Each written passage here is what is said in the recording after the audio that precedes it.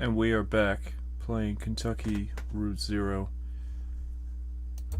Having played all the intermissions, it is now time to play. Oh wait! No way! No. No. Wait, hold on a second. Did I...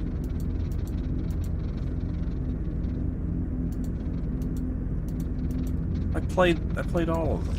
I'm such a dummy. I went live for nothing. This is so embarrassing. The entertainment. I finished it that night. Oh my gosh. I'm so silly. I was so excited. Wait, no, is this it? Is this the last one? What's this?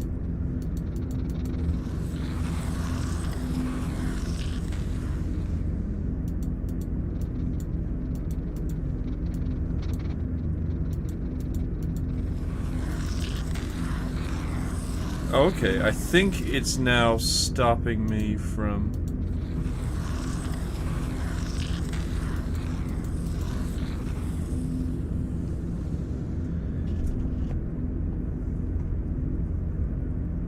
What the hell is going on? I'm also in my green screen. You can probably see little shades of green. See if we can freak out the filter.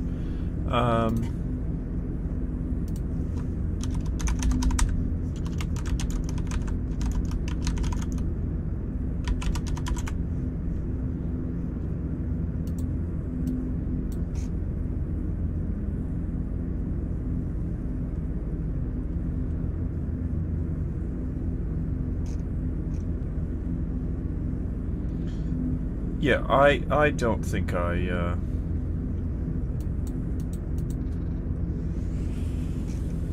don't think I finished it. Let me check.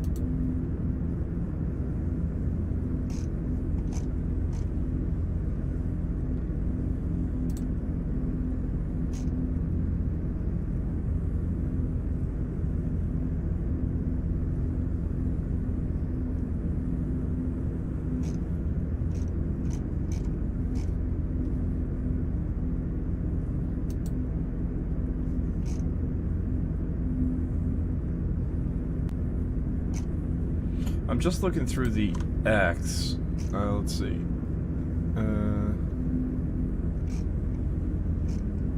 I don't remember Act 4.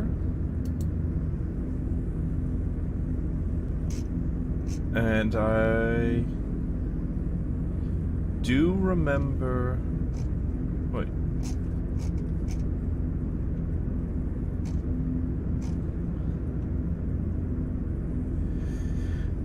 I don't remember Act 5. Okay, so... Wait, oh. Again, I'm confusing the main acts. I just played 3. It is time for 4. Okay, that was a very thrilling introduction, but I don't know what I'm talking about.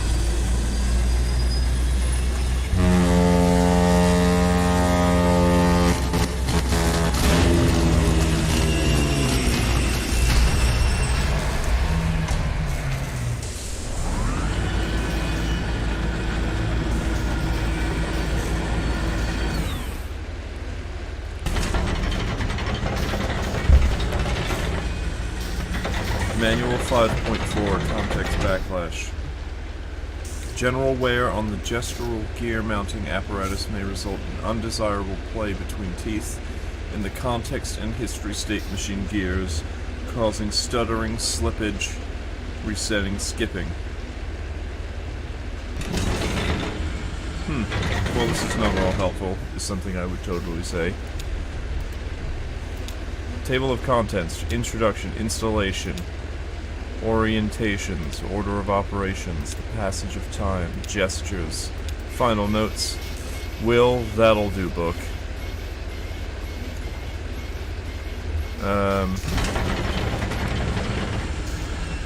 I would actually read it back to front. That's a very common... It's a very common behavior of mine.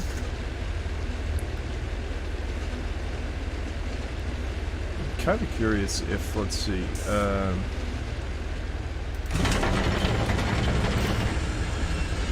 I go to properties here, I'm just messing with video, I shouldn't be, but let's see, let's go to the chroma key. I just wonder if I can get that noise a little better. What's this do? Oh, that's making me fade in and out of existence. Color spill reduction, that is making me seem either sick or... What's this do? Okay, that makes... I can... Yeah, but if I mean, that's a little better. So I could make the light a bit better, but... The light is set to sort of help me relax, so... Okay. That's enough fidgeting with that.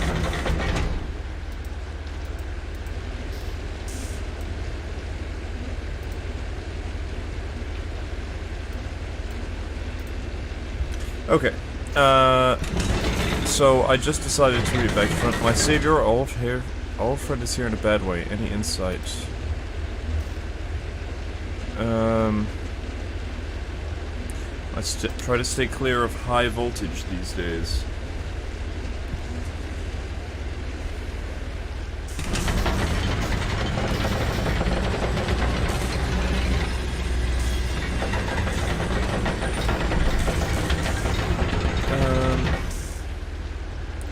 I don't at all blame you, especially down here on the water. Oh, Junebug, I tried... Yeah, sure, it's dangerous.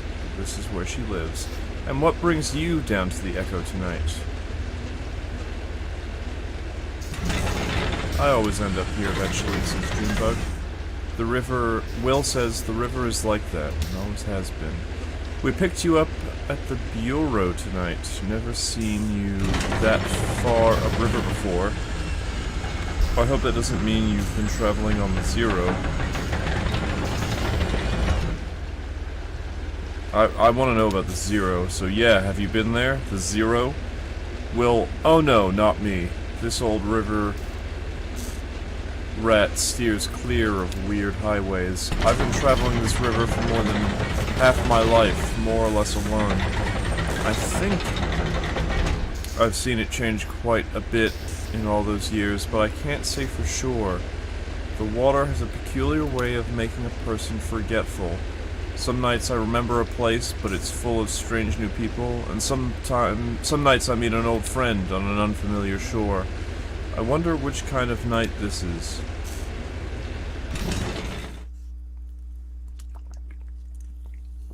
I wonder if we can see the green screen through.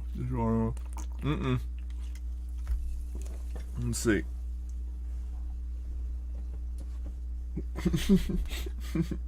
Nope. No. What about this water bottle? Wow. I mean, I don't know what I expected exactly, but sort of... Oh, it can make it disappear a bit, I guess. Anyway, I should be paying attention. Let's go Kate.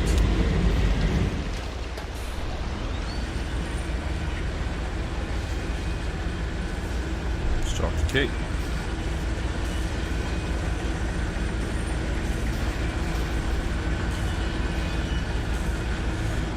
Kate, how's that cold river spray treating you? I thought I saw you squinting. It's hard water, you know, hard on the eyes. It still irritates mine a little, and I'm piloting a tugboat through it 6 nights a week.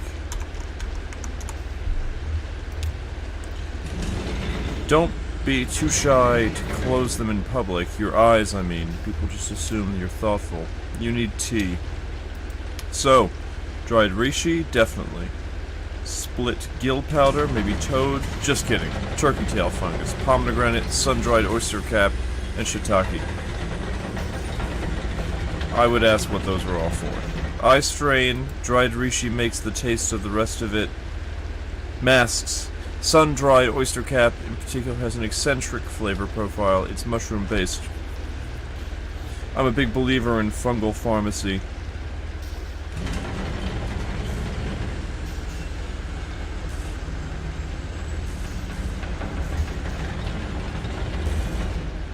Guess I want to know how far we are from Dogwood Drive. The echo is dicey tonight. Bad luck for you. Expect waves and diversions.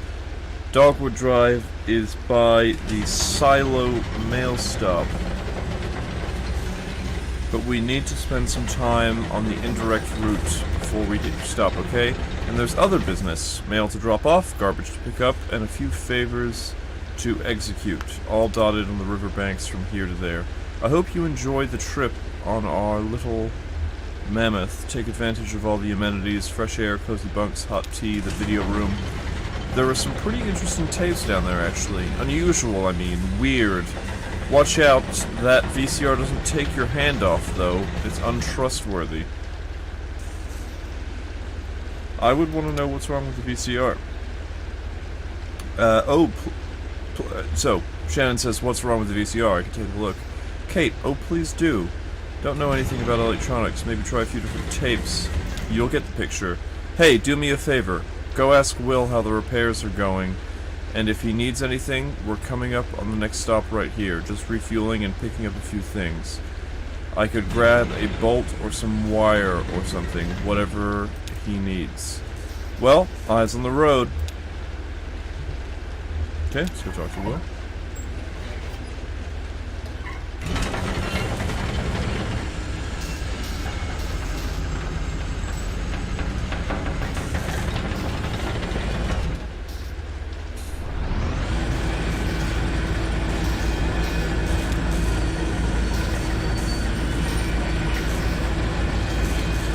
Will is singing. For we on mold and whiskey fed, oh, wet gears. I would want to know if he built that.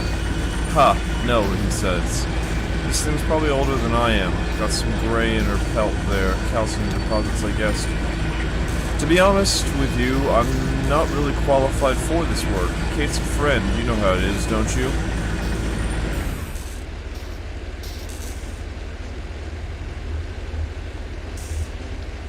I guess I'd like to know how they know each other. So, ever walk through rolling farmland? Just drove, I guess. Right. Nobody does it, says Will, unless it's their land to farm. I mean, they'll walk from barn to tractor or tractor to truck, you know? Well, I sure did. I slipped under or over fences, and I walked barefoot with the seeds when they were planted, and tilled the earth with my toes. Hey, I should tell you where I left my shoes. Did you know I'm classically trained organist? It's true. Look at these long fingers and pedal-gripping toes. It doesn't matter. A minor French literature earned me a position teaching Ortade to Zola at the university. Well, some shitty governor cut state funding from our department, and I was demoted to mopping floors, running wiring through walls, or in dangerous places. I even operated the soundboard at the student theater. I left my shoes there at the university. It was a protest. Walk without shoes for something important or tragic. I ended up by the shore, and soon I was drifting along the Echo. It ran for a while above ground, then it doesn't matter anymore. But I prefer subterranean waters anyway. Kate brings me along, and I record what I see and hear. I try to help with maintenance, I drop off the mail and pick up the trash. On occasion, I take the helm. Anyway, that's all I try to remember anymore. I listen to the river stories, and my own stories get fainter and fainter. Well, I'll just keep drying tears, I guess. Ezra runs up to Shannon. Shannon, whoa, slow down, it's slippery up on deck. Ezra, do you have batteries? Shannon, yeah, of course, what for? Ezra, Johnny said I could use his tape recorder, but he needs a battery. Shannon, oh, fun, well, here's 4 different kinds, surely one of them should fit.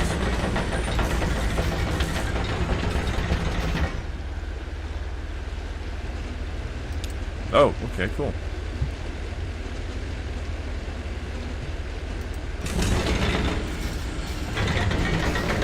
Will, you got your batteries, small man. Go get some tape.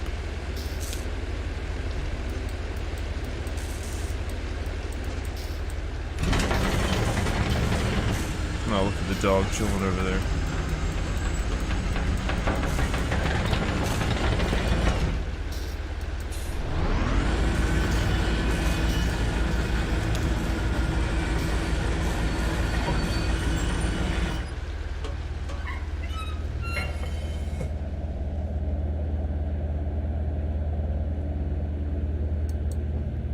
See if we can play with the cat.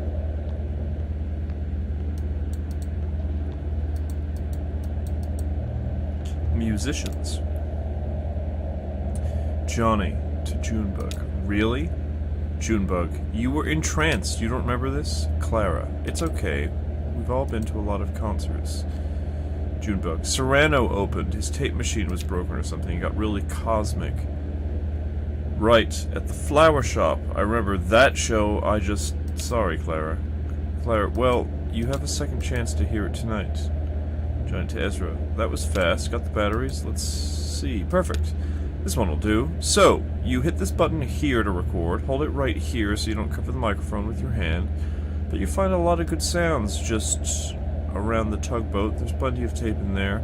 So don't be stingy with it. Just record anything that catches your ear. It really changes the way you listen, for the better, I mean. Now it's more my speed. Ezra to Clara, are you playing a concert tonight? I can record that. Junebug, yeah, Clara came here all the way from Lithuania just for this Echo River gig. Haha, it's a tour. Tomorrow I'll be in Nashville and then Atlanta and then over to the coast. Junebug, brutal. Well, we're lucky she's making a stop. Johnny and I saw her play once, and I remember loving it. And Johnny was moved. Johnny, speaking of Serrano, it's his night at the Rum Colony. Kate said she usually stops off there. Junebug, well, that's ideal. I'm supposed to meet a lady to look at some old engine parts about 3 hours ago. Johnny, 3 hours ago... 3 hours goes fast at the Rum Colony, ma'am. I bet she's still there. I hope we don't stop there too long, Clara says. My concert is soon, and I don't want to keep them waiting. Junebug, nah, it's river time. Nobody expects you to be punctual. Yeah, well, I know that. Ooh, I'm ghostly. Ooh, spooky. I'm fading.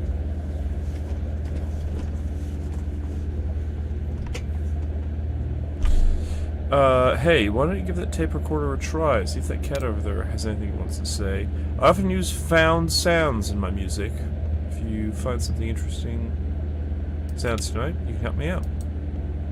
Let's definitely see what this cat has to say. Oh.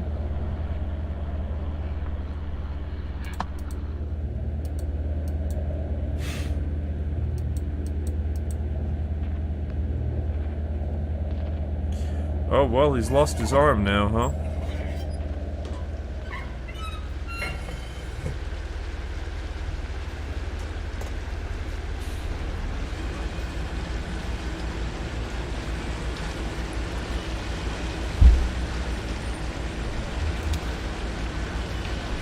Conway, you know, it's the strangest thing. I can't remember why I came up here.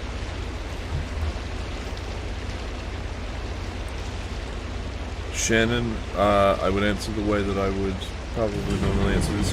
Neither can I. Conway, haha. Damned noisy river. It's just that thing about, what was it, when you walk through a door, when you go into the kitchen for something, as soon as you pass from one room to another, you forget what you wanted. You have to walk back out just to remember, like you left a part of your brain behind.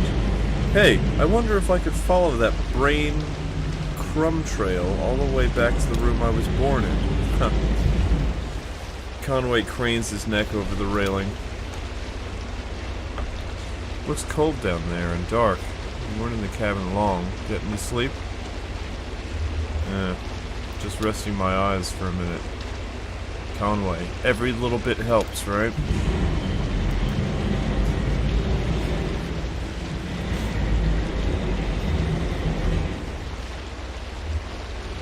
Did you see Ezra go in? Oh yeah, he's poking around with that tape recorder, exploring. He seems to be keeping himself entertained. Conway, It's good for him. It's important, how to be alone. What's up, huh? You look like there's something you want to ask. Fine, you can ask it. One question. I thought you didn't drink, Shannon asks. Well, Conway says, I didn't. I mean, I did, and then I didn't, and then I did again. That's how it always goes. I drift out, finally wind up at Lizette's, my head between my legs, saying never again. 15 months. This last time, I think I hung on because I knew there wouldn't be much longer anywhere to go back to. She went to live with her sister now, and she probably won't remember me for long anyway. One time she picked me out of a ditch by the road, blackout drunk at dawn. Came around later that night. She'd taken care of me. I told her I didn't deserve it. She said I didn't have to deserve it.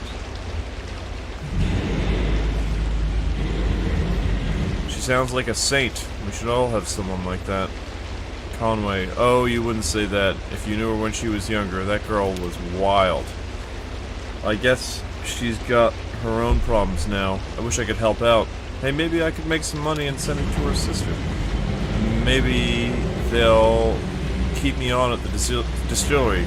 I mean, I shouldn't get ahead of myself. I got to repay my debt. Hell, I should be grateful for the opportunity. If you want to die with any dignity, you've got to settle up. That's why it's such a damn shame when people go sudden.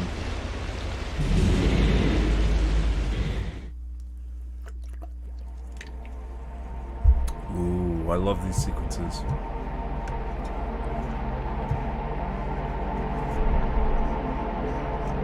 Not sure if I'm in control. Oh, I'm back. I'm sure I talk too much. Everyone in this river does. The problem is that we listen twice as much as that. We're only telling you the stories we hear. Kate told me I ought to have been a photographer, she said. You have an uncanny way of having been in the place at the same time the thing happened there, and that's the hardest part of taking a photograph anyway. Nice of her to say, but it isn't quite true. Though I know just about every story on this river, most of them I've picked up second, third, and fourth hand, and so on. Listening, see? Now, I know what you're gonna ask, so I'm gonna answer it. Yes, I'm sure they're all true. I personally believe a story gets more true as it's tossed around from brain to brain and the whole community brings their insight to bear on the brittle facts of experience. There are a few Echo River stories. Did you notice that was a little Jungian? I witnessed directly. I saw the Big Owl migration pass through. You might have heard about that. I was there when the old train station flooded. I saw the ghost of Stephen Bishop brew up a patch of white lightning on a raft. Or anyway, I talked to a few sailors who recently crossed paths with him, and I suspect sampled his wares. One night, when I was working on the Mucky Mammoth, we picked up a gaggle of passengers headed down to a mail drop by the silo of Late Reflections. I knew a couple of them in passing, a pair of traveling musicians whom I often encountered on the river. The others were strangers to me at the time, a young woman, a small boy, and an old man whose name I didn't catch. Oh, and a smelly old dog. Huh. We docked at a gas station. so that the mammoth could refuel.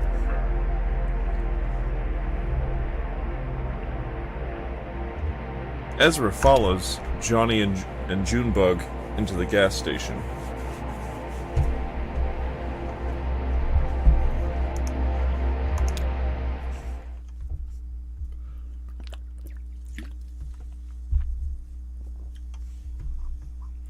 Act 4, scene, was that 3 or 2? Or 2. A gas station.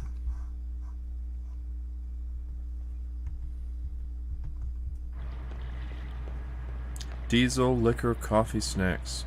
Kate, we cut it close. I usually find this place upriver. Everybody's on the lake tonight. Junebug asks, running on fumes? Yeah, it's this little game I play, try to get the needle all the way down before I fill it back up, like playing chicken with the fuel gauge. Sounds ridiculous, right? Sounds efficient, Junebug says. It may be, I never thought of that. Anyway, it's nice to see you two. Most of my regular passengers must have gotten held up in their journey tonight. It's that storm, I think. Watching Ezra sprint past. Look at him go! That kid has a lot of energy. It's got to be past his bedtime or something, right? I don't think he has a bedtime. He's a maverick, Junebug says. Sounds familiar, says Kate. Haha. You don't have any of your own. I mean, no, I guess not. I just realized you two came through here so often, which had all kinds of stuff, but I never thought to ask about family. Who has the time? Says Junebug. Kate, yeah, sure. You've got to prioritize. So, how about that storm upstairs? Did you two get caught in it? I heard it kind of roamed around, uncertain. I'm sure we'll hear all about it tomorrow. Flooding, property damage, probably killed a few tomatoes. It's got the river churning and everyone headed to the lake here, where the water's calmer. I myself don't mind navigating a choppy river, not at all. I've got a good feel for it. Plus, it's better for fungal growth. High water consumes the cave moths, and their wet wings clump together into these little balls of nutrient-dense mushroom food. Jammed by current here and there between the rocks, you have never seen a mushroom grow like on a soggy cave moth carcass. Amazing! If I could get a day off, Val and I would be out all day tomorrow to harvest. I mean it. They'll be ready by tomorrow. A mushroom will go just as fast as you can pump water into it. Hey, are you two headed out this way tomorrow? Maybe I could send Val ashore with you for a few hours. You've got a remarkable nose for mushrooms. You wouldn't even need to know what to look for. Put a bag around her neck and she'll bring them back to you. Johnny says, yeah.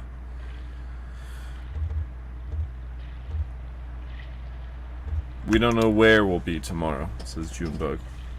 Kate, I should have figured. Seems you two are always on the move. It does seem that way. Kate, so, I should get back aboard. No rush. I just want to brew some tea before we get underway. Headed into the station? Junebug says, thought I'd grab some black coffee for the old man. He's looking a bit waterlogged.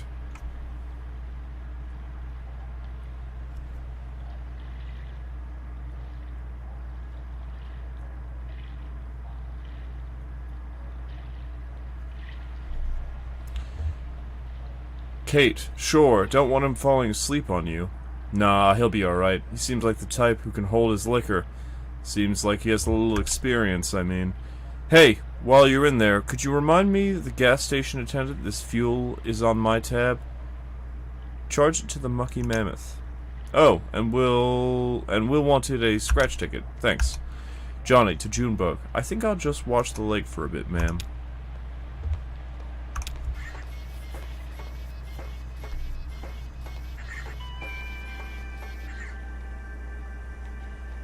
I think I'll talk to the attendant. Attendant, looking for crystals?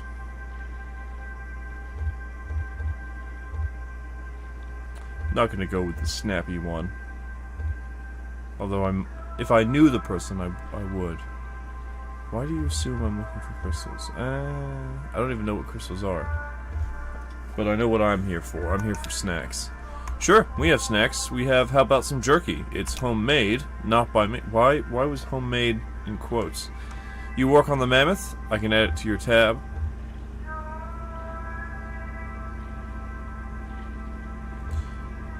Oh, you know the tugboat? The captain, Kate, said I'd have to remind you. Sure, they're here every night. It's okay. I have one of those faces. Forgettable. Junebug, does it bother you? I've learned to cherish it. There's a dignity in being forgotten, letting the crowd flow around you unspoiled. I used to live in a city. I mean, a real city. Cleveland, Ohio. I had some family money then, and I didn't have to work. I lived in hotels. In daylight, I walked wherever the people were. My only duty was to the crowd. I was its observer, its historian, its detective, its poet. Well, the money ran out, and I dispersed with the rest of them. I took my duties with me here, to Lake Leith and the Echo River. I lived behind this counter, anonymous, invisible, but I lived with dignity. And yourself?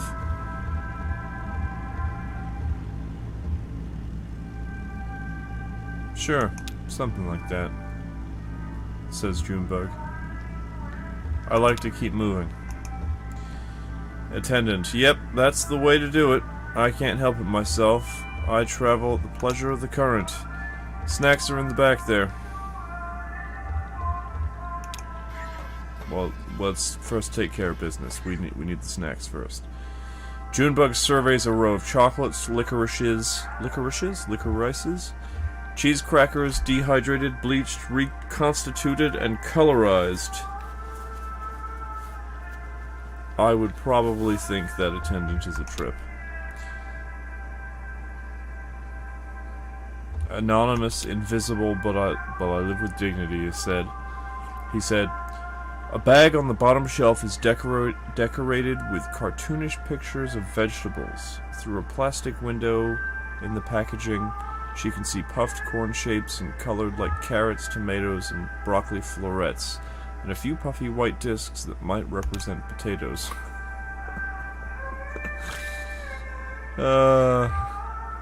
Who knows? Maybe he's onto something.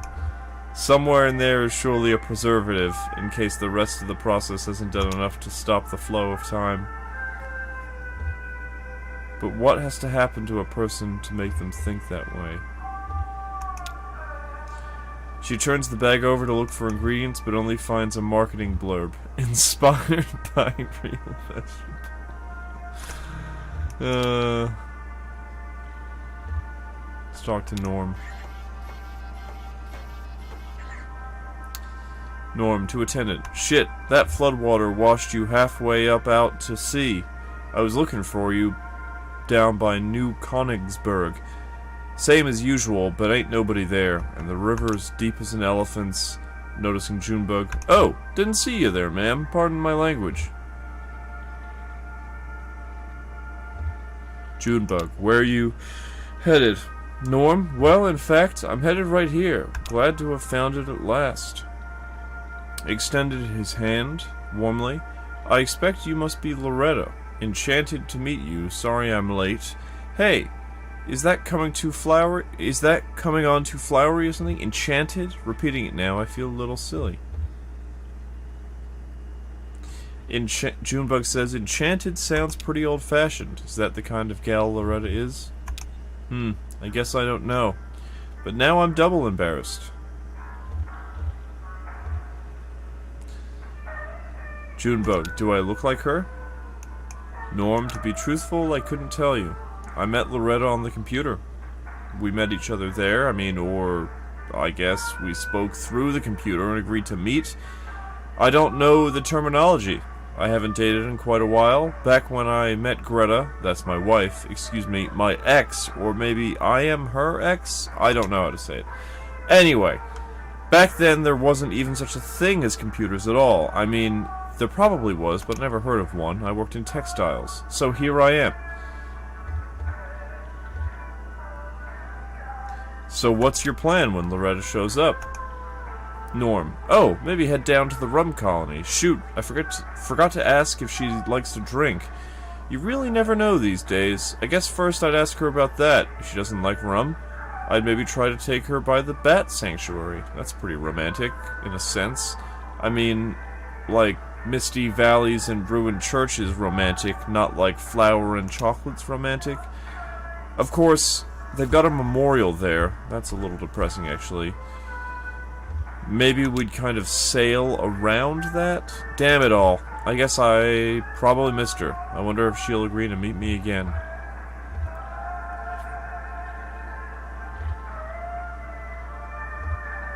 I wouldn't if I thought I'd been stood up, says Junebug.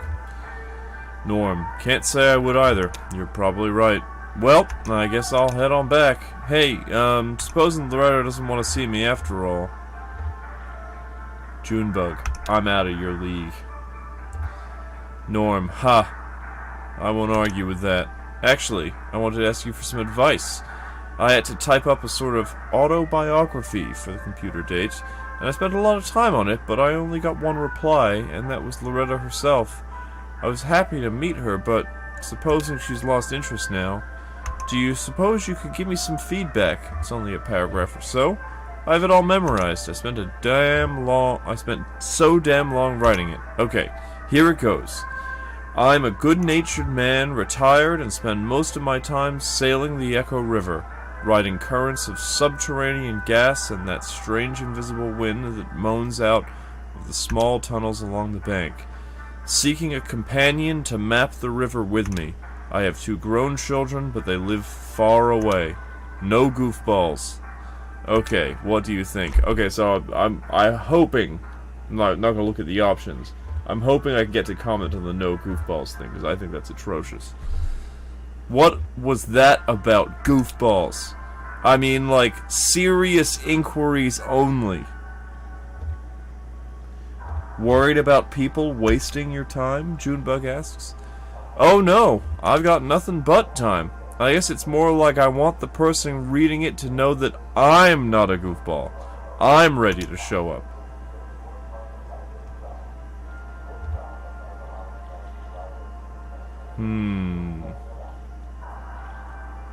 I guess you should just be yourself. So I'm gonna go with you'll be fine.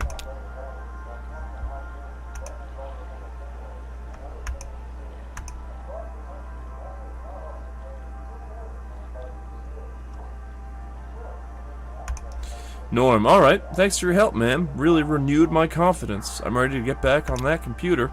You have a good night now. What's left of it, anyway. Let's go talk to Johnny and Lyle. Johnny.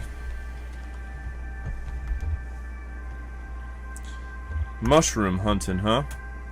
I'd like to try my hand at mushroom hunting. I better be pretty good at it. Weird cave fungus growing on soggy moth winds. Sounds kind of romantic, but also kind of gross, right? Yeah, that's what I would think. I'd be like, no thanks.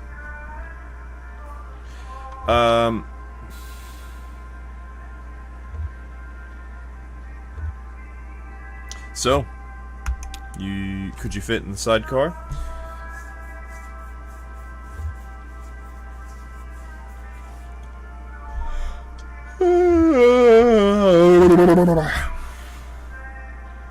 If I sat on my legs, you could curl up in the base.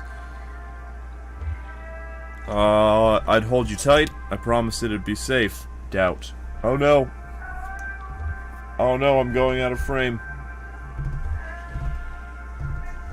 No, I guess it's settled anyway. Nice to think about, though.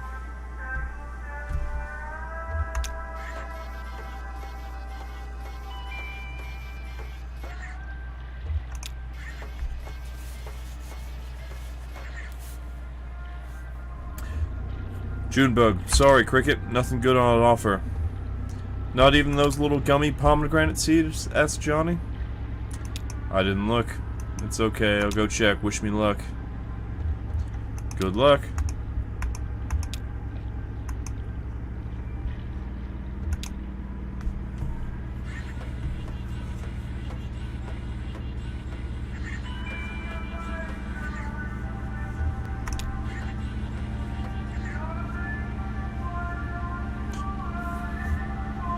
Johnny. Hey man, how's your night? Attendant, quiet. Where are you headed?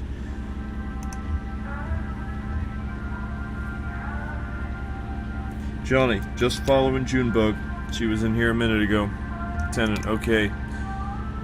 Yeah, I had a feeling you two might be traveling together. I never travel, but I do love travelers. That's what I like about this job. Travelers come to me. Johnny, meet some interesting people? I wouldn't say I meet them, but I do sell them gas. Well, let me know if I can help you find anything. Let's talk to Al. Al, Glory, it is good to be among friends. Attendant, suit yourself. Wow, I should take a page out of your book, man. Al, I'd give you any advice I could, little guy, but I think the most important thing I can say is... Glory, it is good to be among friends. Johnny, okay, I'll see what I can do with that. Al, it's a ritual of remembrance. For me, tonight particularly so. It's my birthday, I am 5 years old. Do you know why I say that? Well, I'm gonna tell you. 5 years and some days ago, I set out on the Echo River, alone, or so I thought at the time. I was looking for an ice floe. They are occasionally rumored to travel our humble artery on their way from who knows where to who knows where. Who knows why? It's a mystery. An hour into the journey, my lantern gave out. Now I always carry 3 or 4 spares. You'll never meet me in the dark again. Lesson learned, buddy. But that night, when the lantern went out, I was stuck in the dark. I kept my arm extended, running my fingers along the cave wall, trying to keep my bearing as best I could, and at least make sure I wasn't going in circles. I just prayed I'd find another traveler who knew his way back to the lake or above ground, or even just a crack in the rock to get a glimpse of moonlight. I had a large bag of apples with me. After a long while, maybe a day, I was getting weak, so I took my hand down from the rock to tear the bag open. Well, when I reached back out, I couldn't find that cave wall anymore, or any other. I was totally unmoored, buddy, totally adrift, and it was so dark. I started counting time in apples eaten. I drifted in despair for 4 apples.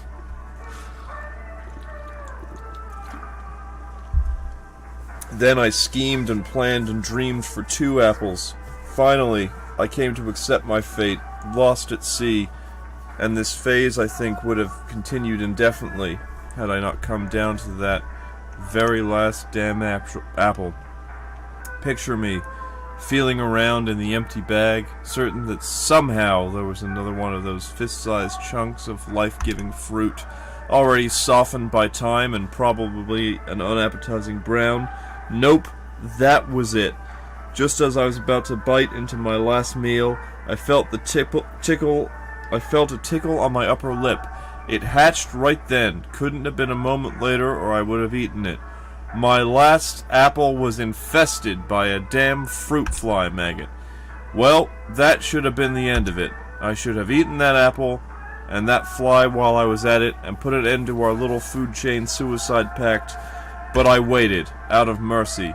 After all, this fly was basically a newborn child, right? A gross insect child, but still a child, right? Born into darkness and famine, hungry and alone. I mean, can you imagine that? No other flies out there on the boat. Never would be. No other flies to welcome him into the world. I mean, no fly culture, no fly society, no fly history. A true orphan. I started to get depressed just thinking about it. Worked out a thick tear, I'm not ashamed to say. Well, that fly landed on my cheek, right under my left eye, right on that salty teardrop, and then blinding glory, his ass lit up like a candle. That wasn't a fly, buddy. That was a damn lightning bug. So that's how come I'm here today with you, only because I found my way out of that strange river cave by the dim-lit rear of some orphan insect hatched out of my last rotten apple. Glory, it is good to be among friends.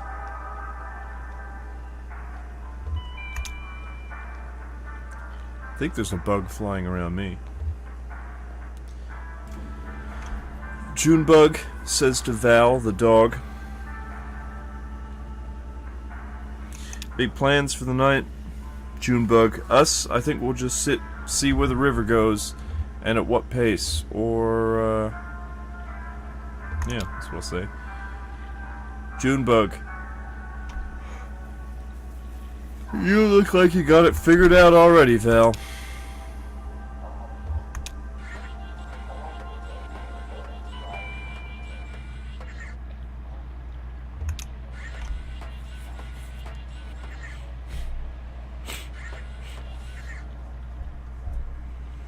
That guy's a trip, that gas station attendant. Did you talk to him? It's funny. He actually reminds me of that frog we had for a bit. That frog you had. Oh, I like to think it was part of the family, you know. Okay, so how does that gas station attendant remind you of a frog? Johnny, oh, I don't know. Because he liked to talk, I guess. Maybe we should pick up another one. A frog, or a cat, or an iguana, or something. Feeling lonely, Cricket? Not exactly. Not like a guy in the gas station. That guy gets the world wash over him. Static like a rock. But you and me both together, I mean, we're always moving. Always changing. I think it's because we feel safe with each other, you know? Free. We can just try stuff out, change our clothes, swap parts together, just play. I'm not lonely, just curious, with another person to play with. What else could we be?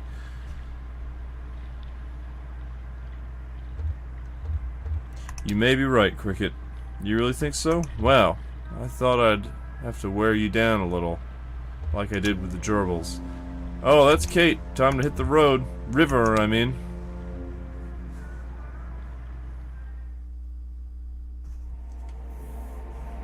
Damn, I love these parts. See that small brick building? It used to be an upholstery shop.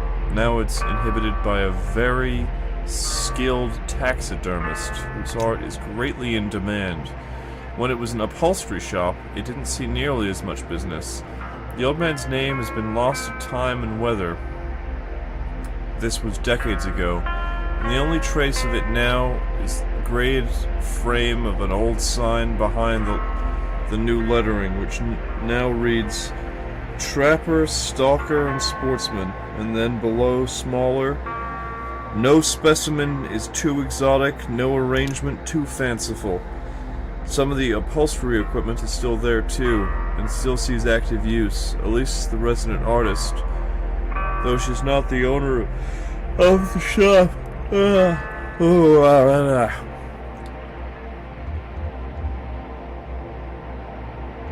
It's owned by a reclusive ex-convict, Judah.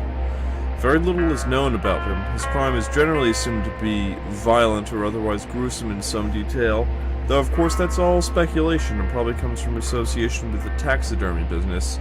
Even though he never so much as skins a squirrel, he's more like a silent partner. I guess those are the ones you're supposed to keep an eye on. But Judah is old and keeps to himself, and the consensus seems to be that he's paid his debt to society, whatever that debt may have been.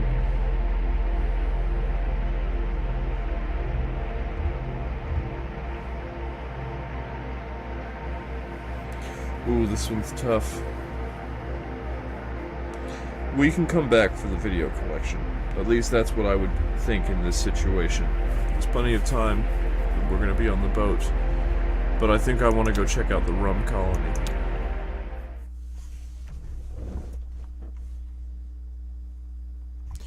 Act 4, Scene 3. The rum colony. Ugh.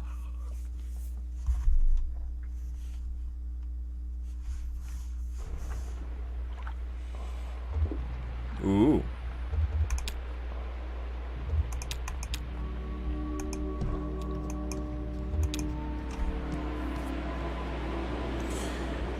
Johnny. Yep, sounds like him, Junebug to Shannon. Our friend Serrano is booked here tonight. He's pretty good. He's a wizard of the lap steel guitar. Shannon. Are you two coming ashore? Oh, sure, we'll be up in a minute. You couldn't hold me back. Oh, I don't know. Kate says just to wander back whenever. This is take it easy kind of stop. She doesn't even blow the foghorn to round up the crew here. No point. Something about this spot is like wax in the ear when it comes to timetables and responsibilities. I was supposed to meet someone here earlier tonight about some bike parts. Hope she's still around. Oh, I'm sure she is, ma'am, half sleeping into a fragrant mug with all the other wayward sailors. Alright, let's get going. I'll turn on, I mean, we don't need the flashlight right now. How's this guy up to? Looks like a British tourist. Lewis, the water is fine, invigorating. Makes me want to run. I could gallop up and down the beach like a horse. Clerk Boom. I don't know how you pronounce the umlaut. Really, boom? What's he yelling about to Metzstein? Clerk Metzstein. He wants to run on the beach like a horse, he says. To Shannon, oh dear, what's in these drinks?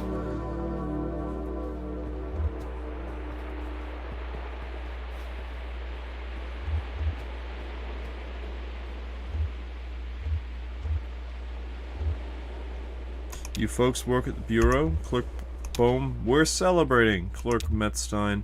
We just a big milestone, you know. The clerks both pause, waiting for the other to speak. Clerk Bohm. Well, tell her about it. But Clerk Metzstein. I don't know anything more than you do. It wasn't part of my caseload. Clerk Bohm. Well, it wasn't part of mine. I wonder just what we're celebrating. Clerk Metzstein. It doesn't matter. Lewis yelling, invigorating. Clerk Bohm, catch anything, Lewis? Clerk Metzstein, so, did you find out what you were looking for with Lula, I mean? Shannon, is she here? I'm not sure where she is, now that you mention it, but we left the office, Lewis, I think I will go for a run along the beach as soon as I'm finished with this drink. Clerk Bohm, try not to yell so loud, Lewis. I'm afraid you'll shake the ceiling loose. Am I leaving... oh, I am leaving footprints. I always think that's kind of cool.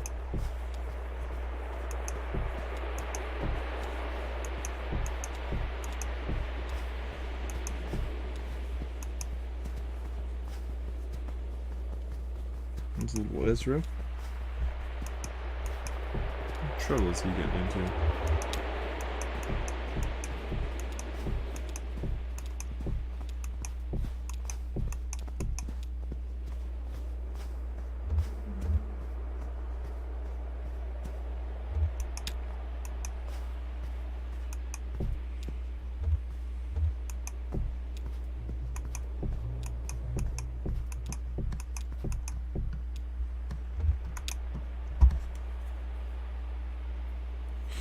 Patch, Junebug.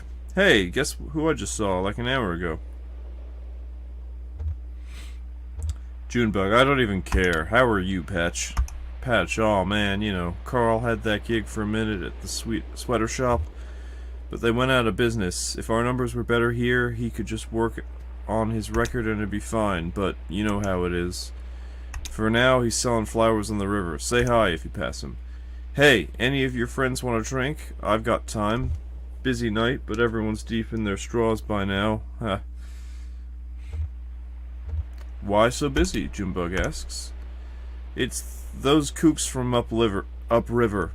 They all came in together. I think it's some kind of work thing. They're nice enough, but you know, got to keep an eye out for lightweights trying to swim home or something. I don't have that kind of insurance. Anyway, I don't mind them, but you know how territorial Dawn and Sunny get after a couple of Mai Tais. Speaking of which, what have you been mixing up? Junebug asks. Let's see, what's good tonight? Old Nose? What's that like? Chill a tall glass with a little blue Caraco at the bottom, then just keep pouring in spiced rum till it starts to turn brownish, and pineapple juice, sugar, and grapefruit juice, and some folks like orange curacao. I always include a little umbrella. Junebug, what else you got? Old and fragrant? What's that like? 1 shot dark rum, 2 shots blue rum, blue curacao, pour over ice, throw a plastic skull on top. What else you got? Blue strong tiki? What's that like? 1 shot light rum, 2 shots of white rum, blue curacao blend, throw a maraschino cherry on top. What else you got? Salty cocktail on the captain? What's that like? 1 part blue curacao, few parts aged rum. I throw an orange peel in there to soften the blow. What else you got? The clear death? What's that like? Just enough dark rum to make your legs tingle, then add fine sugar and grapefruit juice to taste. Pour over ice, that's it. What else you got? My Light Heaven? What's that like? Just enough spiced rum to make your toes sting, then add blue curacao and burnt sugar to taste. Pour over ice, that's it. What else you got? The old rum now? What's that like? I take a medium-sized glass bowl and fill it with equal parts burnt sugar and spiced rum. Cover it with a towel and let it stew until it gets a sort of fragrant quality going. Add white rum and refrigerate. Put a couple of olives on top if you want to show off. What else you got? Salty toes? What's that like? Start with a short, broad glass lightly rimmed with blue curacao. Put an orange peel in the bottom of the glass. Flip it over and leave it for 2 minutes. Then slowly add spiced rum, aged rum, Demarara rum, and white rum. Look at it for a minute. What else you got? Brownish glowing tiki? What's that like? Chill a tall glass with a little simple syrup at the bottom, then just keep pouring in aged rum till it starts to turn light. Add blue curacao, white grapefruit juice, and orgeat syrup. Some folks like grapefruit juice. I always include a little umbrella. What else you got? Fragrant beach on the cocktail? What's that like? Chill a tall glass with a little sugar at the bottom, then just keep pouring in dark rum till it starts to turn light. Add lime juice, green curacao, and pineapple juice. Some folks like orange curacao. I always include a couple olives. What else you got? Dark Devil? What's that like? How long is this auto-generated? The Aged Rum Noir. I'm sure I've heard this one. Okay, I think I think they're random. I think what else you got? What else you got? What else you got? Yeah, they're repeating. No drinks for us, thanks. No problem. See you around.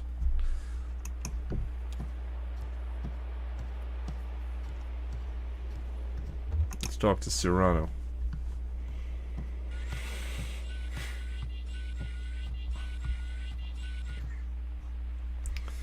Serrano, I'm so glad to see you. These kooks are bumming me out, man. You see that guy in the sand over there? He rolled up, kind of off center, you know? Kind of leaning on the stage here, and he was like, what kind of strings? Oh, fuck. What kind of strings are those, steel or nylon? I'm sure you were cool about it, Johnny says. Serrano, oh yeah, it's mandatory here, man. It's what the people want. I'm just a humble artist, you know? Plus, it's better for tips. You can't look like you care about it. You know, even if it's your livelihood, a crowd can smell economic precarity, and it turns them off. I guess it's no fun to give someone money if they really need it. Too much responsibility. Hey, speaking of which, I'm about mid-set here. Can you take the can around while I play this next one? Can you take the can around while I play this next one? It's on the tape.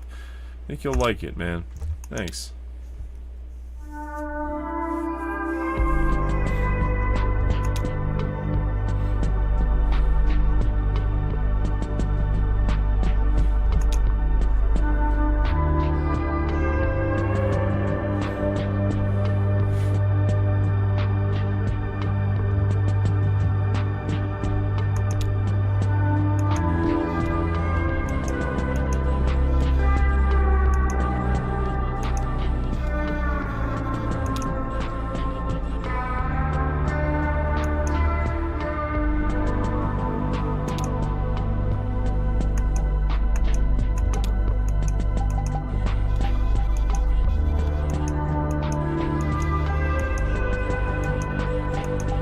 We're actually stealing the can. Ooh, $15. These kooks are really going for it. It's good. You can't always hope for much with these fly-by-the-night crowds.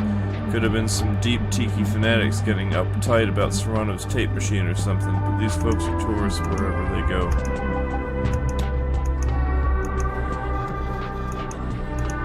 $0. What?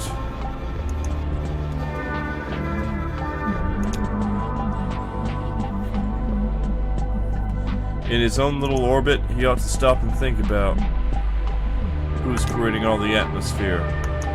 They think it's natural or something, like it's just what this place sounds like, a cheap illusion. He's way gone, reflecting, pretending he doesn't see the tip jar.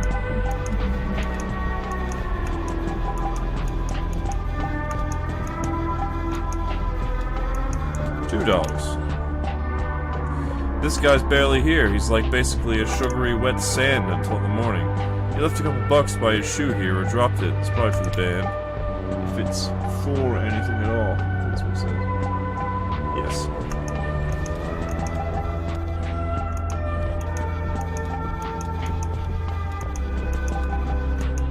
We are collecting all the tips. Well, actually, we're running away with the bucket, but this is exactly the sort of thing that... What the hell? $0. Unacceptable. Will never has any money. Good for him.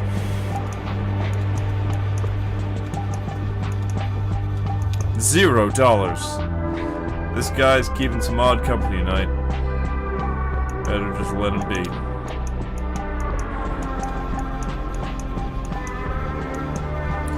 $10? What the hell is this?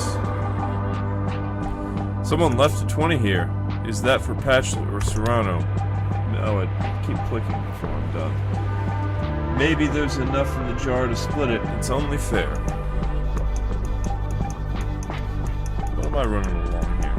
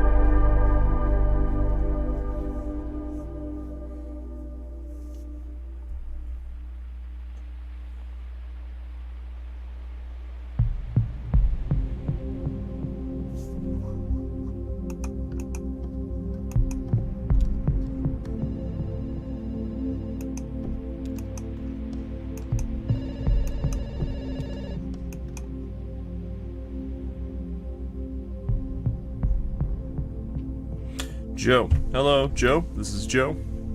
I got some log updates. 364398000. Landry, Freddy. 87 miles. 14 driving, 2 sleeping. Patch listens. 870-536647. Samson, Chantel. 1995 miles. 8 driving, 8 sleeping. Patch listens. 4900-13452. Hendrix, Guillermina, 5 miles, 4 driving, 12 sleeping. Patch listens. Joe, 318758. There, it's either a 4 or a 9, maybe say 957. Blankenship, Porsche, 62 miles, 14 driving, 2 sleeping. 1-837-56826. Moses Son, 895 miles, 16 sleeping. Patch listens. 502538005. Woodward Andress, 015 miles, 4 driving, 12 sleeping. 26117702. Clayton Philomena, 6377 miles, 1 driving, 15 sleeping. 9792192. Weiss Rogello, 49 miles, 3 driving, 13 sleeping. 916 25136 Laura Adela 0 miles 14 driving 2 sleeping 574897585 Burnett Emmanuel 356 miles 1 drive. Okay, I think you have the wrong number. What? Who? Caller hangs up.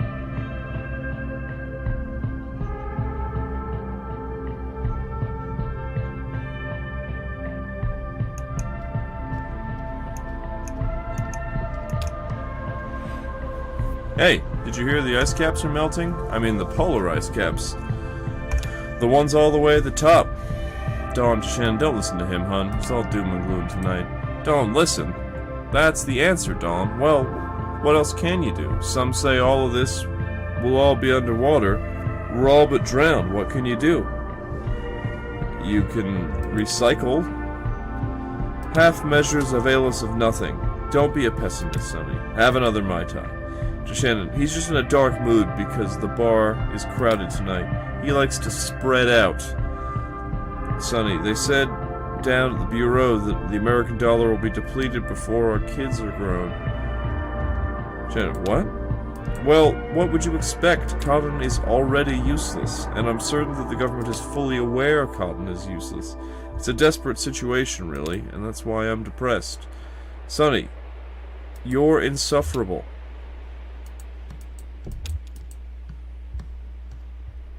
Dawn, the American dollar. That's his latest rant. But I'm not surprised by anything anymore. Before this, it was bovine growth hormones and global warming. Nah, he's harmless. I just don't know him anymore, that's all. He takes bits and pieces of things he reads and synthesizes them all into some grand theory, and it's always the end of the world. But who could know that stuff, right? We can't even predict the weather. I mean, if you could take all these little pieces and predict how they're all going to interact, well, you'd know everything. I'll tell you what I do with that kind of knowledge. When I first met a man, I'd look at his shoes and the kinds of books he reads and what he eats for breakfast, and I'd make damn sure we weren't doomed to spend our twilight years greedily emptying Mai Tais and arguing about the American dollar. Well, you know what they say about hindsight. Here's to a better yesterday. And that's a cute little episode. Let's turn this flashlight on. It's gotta be for something. What's out here? I'm watching you, little guy. Yeah, what have you found? What are you doing over here? No. Stop that. No. Oh, it looks like it's just a... Yeah, okay, it doesn't matter.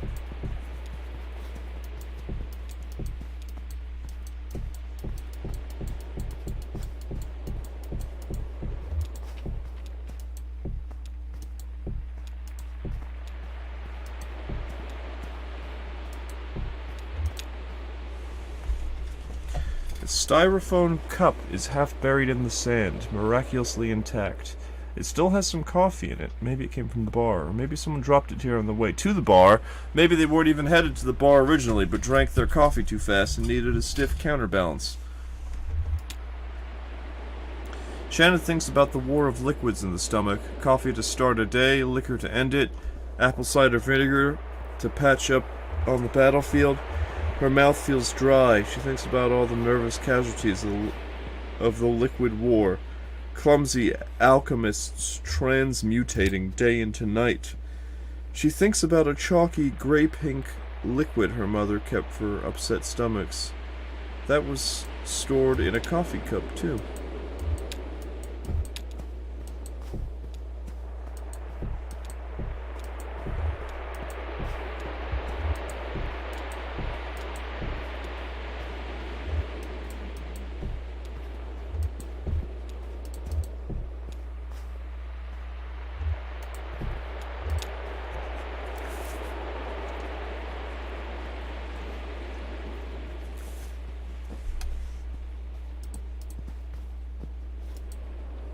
Something glints back in the flashlight's beam.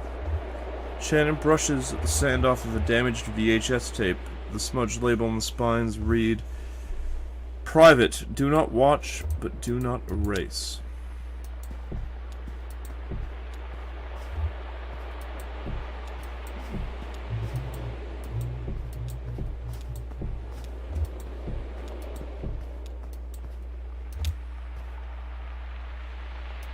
Shannon finds a small box about the right size for an injured baby bird or a couple of mice. This box is only full of sand. She rolls a few grains in her fingertips. It feels different from the sand under her toes, finer and slicker. She has the feeling this is sand from a different beach.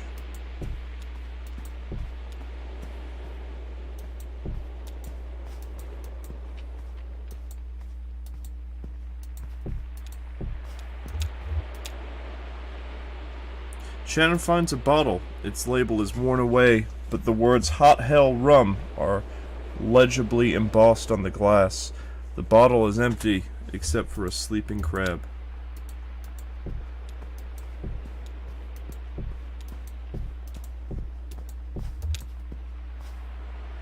Will, hello. Happy to be in the here and now. I heard a shuffling. Are you dragging your feet, or just enjoying the sand between the toes? Deep in thought, I guess. Will, I think you have something weighing on you, and I respect that. Enough not to press the subject. We're always being pressured to talk about our problems. It's all over the radio and the self-help section of the bookstore. But my ethos is to just sit with it, alone inside of yourself. My spiritual advisor says if something is boring after 2 minutes, try it for 4, and I think that applies to any other dissatisfaction just as well. I wanted to ask you something. I thought of it earlier, but it didn't seem like the right time. I'm sure you know what I'm getting at. You wanted some advice about the mechanical mammoth. Oh, I'll figure that out eventually. I do appreciate your insight. I suspect you have some kind of intuition for electronics. You understand them like you understand not a person, but a cat or a dog, maybe. It's your calling, not from society or authority, but an inner calling. I should have said it's in your nature. Wouldn't you agree? I'm not so sure, actually. Huh. I'll be damned.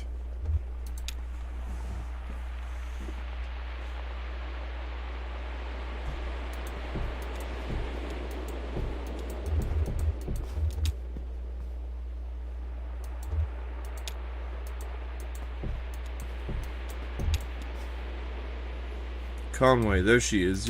You have to try one of those flower drinks. I feel like I could drink 100 of them. Not too sweet, not too strong, you know, a real session drink. What's it called? I think it said it was, well, how do you know that? I'll just show him the flower. Another one of these, I'll say, and then I'll point to the flower. Maybe I'll wear it in my hair. Doesn't taste like a flower. I mean, not like a flower smells, you know. Perfume, sickly sweet, like a star thistle flower. One of my first long-haul gigs ended in a crash. Did I tell you about that? It wasn't so bad, actually. I swerved to dodge some stray cattle, hit a stump on the side of the road, and flipped the trailer. The whole rig went twisting down into a muddy ditch. It was spring, and I blacked out. I don't think I hit anything. It was just the shock of it, or maybe my brain bounced against the inside of my skull or something. Anyway, I woke up, and I'd been thrown clear. Never worn a seatbelt since. Oh, why'd I bring that up? Star thistle? I woke up in a field of star thistle. The first thing I thought was, what the hell are these damn ugly flowers? More old stuff. I'm drowning in old stuff tonight. Feels like I've got it piled around me. Like one of the old guys you hear remembering who never threw anything away, you know what I mean? Don't worry about that stuff. Just try to stay in the here and now. Conway says, yeah, it's a nice idea, but I'll tell you what I'm learning tonight. I don't belong in the here and now. That check's been cashed. Sorry, I'm not making sense, am I?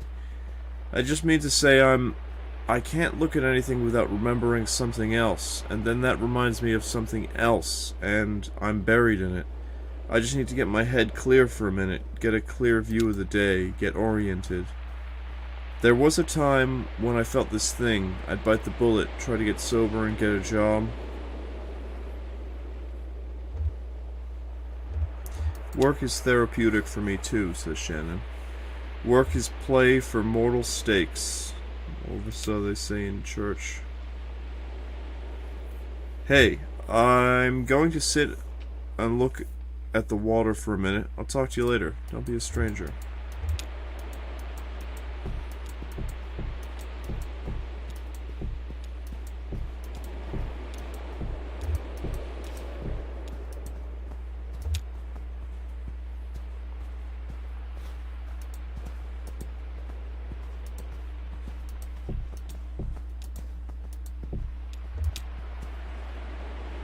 At first, Shannon mistakes the iridescent glimmer for a seashell washed up in the lake, maybe some freshwater relative of the abalone, or even a pearl, but it's only a trading card. It must have been valuable to someone, or it wouldn't be printed on this lustrous material.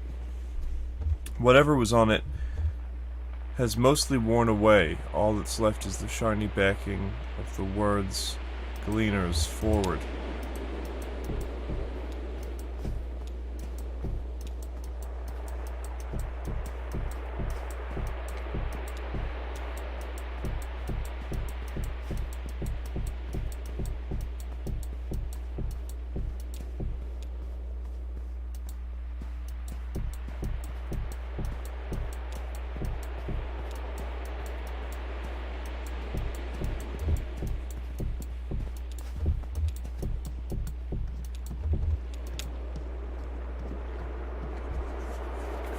Junebug? Well, that was a pleasant detour.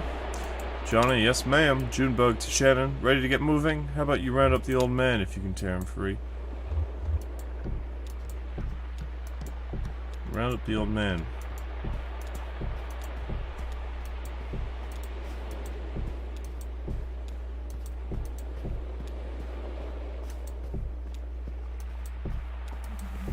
Oh my.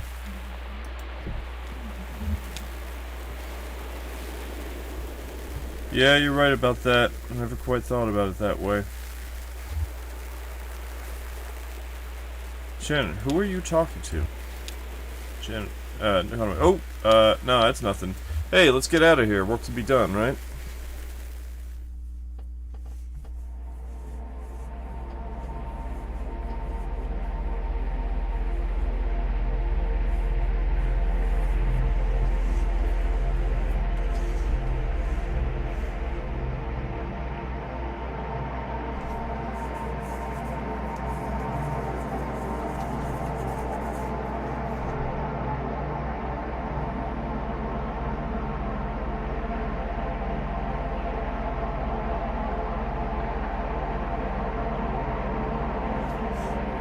It's easy to miss, but beneath that quarter-acre swarm of moths, that's Noctua olerca, the ruck brick moth. Their diet is mostly constrained to moss, but they make an exception for sunflowers.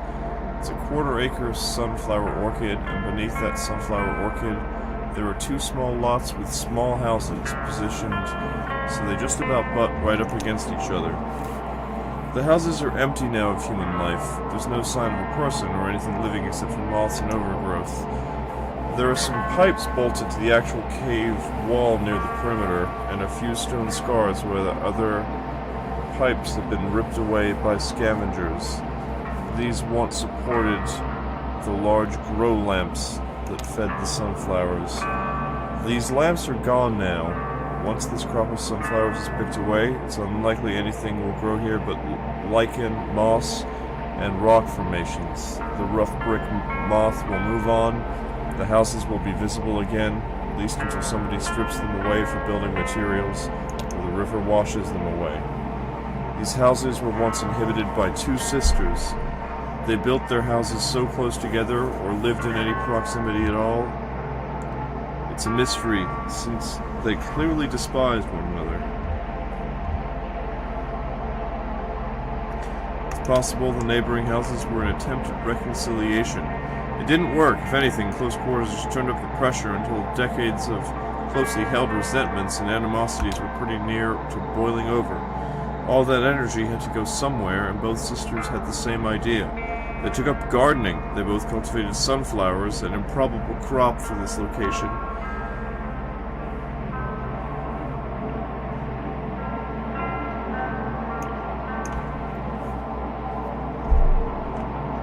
Maybe the sunflower had some special meaning for them, or maybe when one sister saw her rival sowing the impossible seeds, she knew at once she couldn't bear to be outdone. Which sister had the greener thumb? You will never know. The stalks tangled. The roots knotted and the seeds mixed. Those gangly sunflowers merged two lots into one undifferentiated field. But the sisters moved out, probably around the same time the moths started showing up. Of course, there was no selling the lots then, overgrown and bug-chewed as they are. In fact, if those sisters ever tried to sell, they'd be for a rude shock. Not long ago, a property tax clerk, having seen the two adjoining lots registered to the same last name, presumed they belonged to the same owner and erased the legal border between them.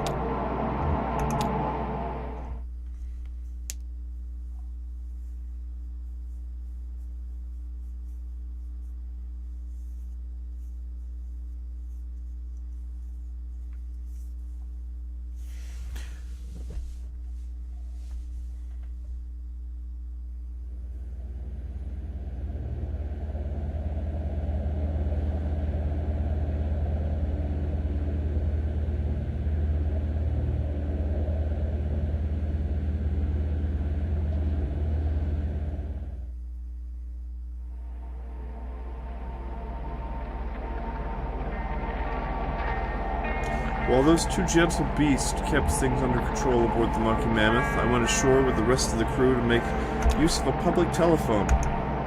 I called into my answering machine, which I routinely neglect for intervals of months to chip away at the pile. Kate checked in on a client of hers. She's a birth doula, in addition to being a tugboat captain. Did you know that? Clara talked to her sister in Lithuania, illness in the family, I gather.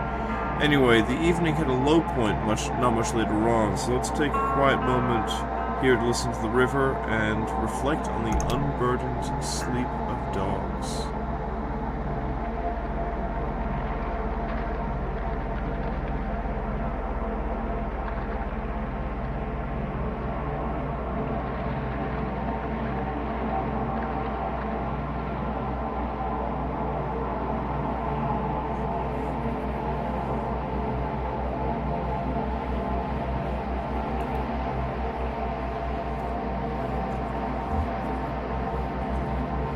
Shannon, Ezra, the old man, and I stopped at the Radvansky Center to make some quick cash.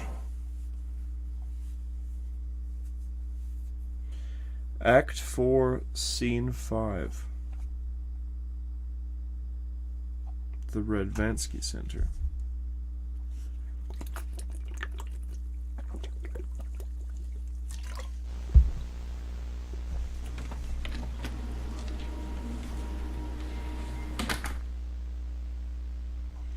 Mimi, good morning. Jen, Bags isn't feeling well. Long night. Mimi, poor kitty. Jen, what are you watching? Security tape from last night. Darryl left the lights on again. Should we slash his tires? Jen, I'll leave a stern note on his desk. Mimi, spare the rod.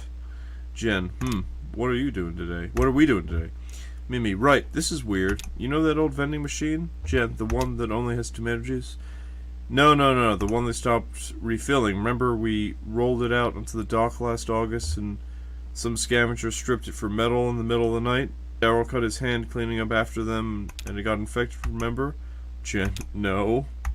Maybe. Okay, anyway, the rest of it, ended up in the coat room until finally Darryl was piling it into a big bag for the trash barge to pick up, and he came across this box lost behind all the junk. Check it out. This looks old, Jen says. Mimi, yeah, there's a bunch of videotapes and completed questionnaires. I looked up the reference number and it's never been processed. So I guess that's what we're doing today. There's no date on it. We'll just have to make one up, unless there's some footage of a calendar or something in here. Haha. Jen, flipping through the questionnaire. I guess these are the old tests before we start doing the video exit interviews. That's annoying. Mimi, yeah, let's see. How did this go? I'll run the tape. You interpret the questions, and I'll type it up.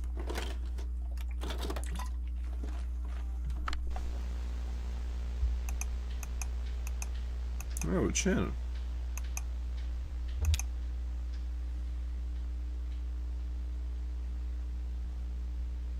Jen, wow, I haven't seen that poster in a while. Oh, what? I think that was mine from college, definitely. Mimi, oh right, Daryl swapped it out for the redesign. Now it's, what's there now? Jen, yeah, it's weird. I can't picture it. I mean, I picture the wall. There's definitely something hung there. Maybe that's gonna bug me. Want me to go look? It's just down the hall. Oh,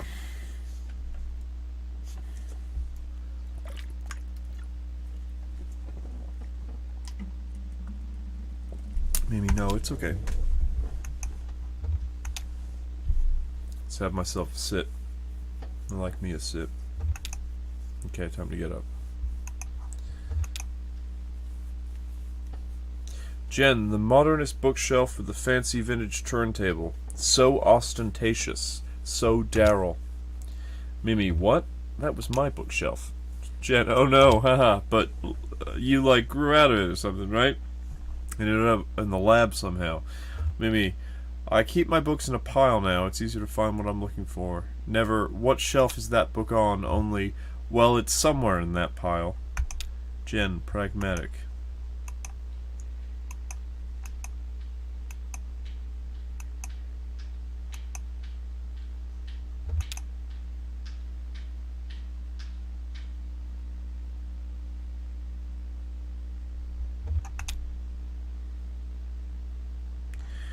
Mimi, this should be some basic information on the first control test. Subject's general disposition. Jen looks over the questionnaire document from the envelope. Question, why are you here?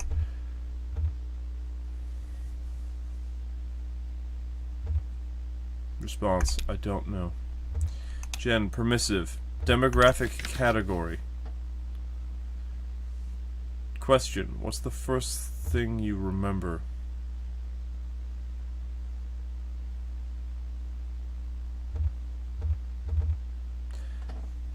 I guess we'll go poetic. I remember a birdcage. Mid-20s. Do you think we should use the old categories or the new categories? Oh, right. Will the computer even still take the old ones? They're still in the menu. Okay, in that case, put in precarious. Sure. Oh, I forgot. Name? It says Marquez on the file. Marquez, are you sure? That's what it says. Do you know her? That can't be. No, it's not her. Did she come along with a group? Jen, I don't know. There's an extended monitoring tape here too. We could check on the dock when she first showed up.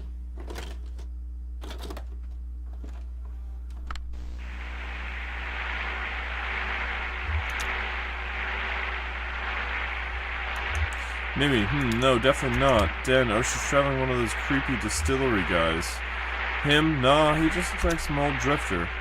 Maybe you're right. It's hard to tell in this light. Maybe. Oh, it's... Wait, who is that? That guy in the hoodie. Jen, what? I've never seen him before. Really? He looks so damn familiar. Thought he was a former intern or something. Jen, he's a little old for that, right?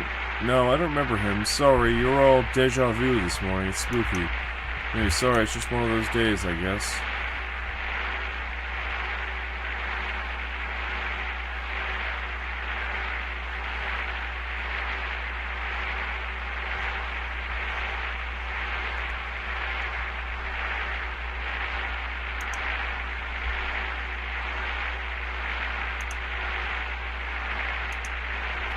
I have an idea.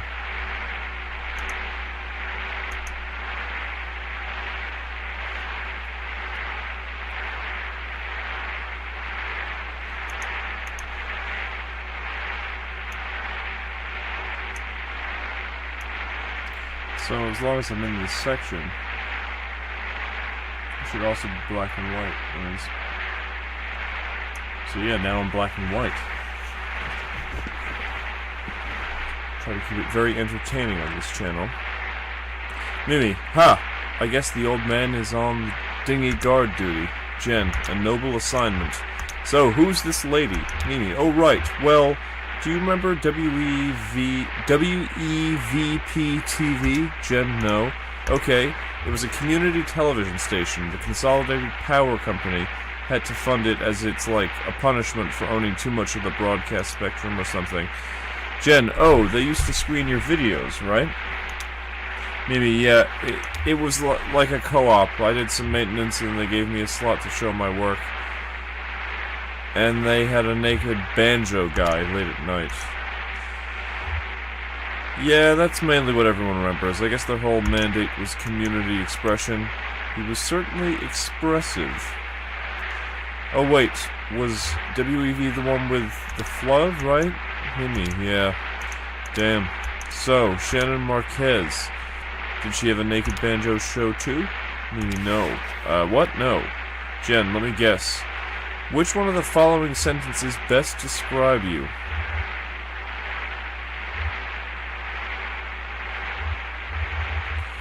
Oof, these seem heavy.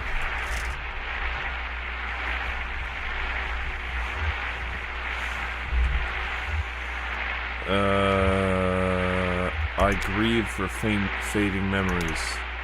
She did the weather? No, I never heard of Shannon Marquez. It was Weaver Marquez I knew. She worked at the station for a bit, and then she left on a kind of weird terms, actually. Anyway, where were we?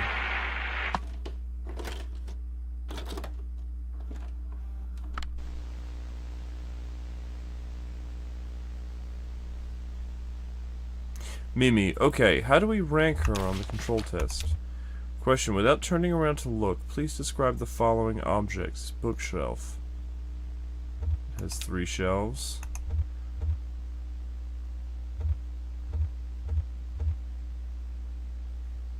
Transformer coil.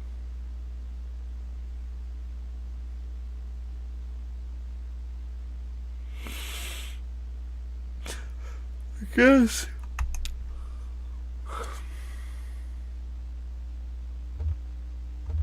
It reminds me of a library.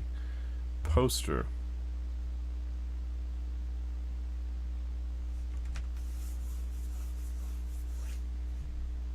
I don't remember what was depicted on the poster.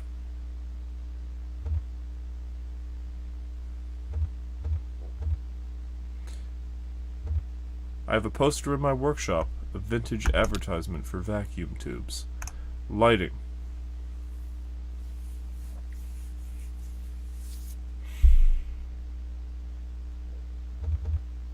One lamp.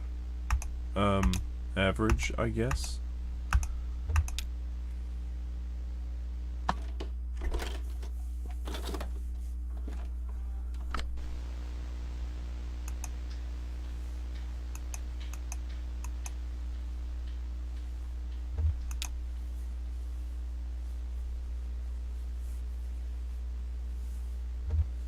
Mimi, is there any pie left in the break room? Jen, Daryl finished it off before he went home last night. Mimi, Daryl is on thin ice. Jen, you're declaring enemies left and right. Mimi, what? Who else? That other Marquez woman, Weaver, didn't you? Maybe I misunderstood. I thought I detected some, animosity.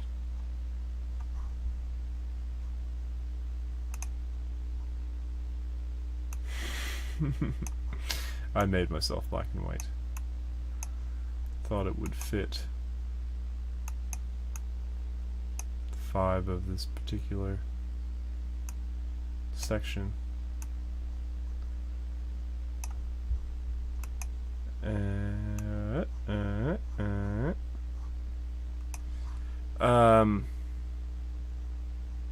Oh no, nothing like that. She wasn't the kind of person you could like or dislike, really. She was just there, and all you could do was accept her, like magnetism or gravity.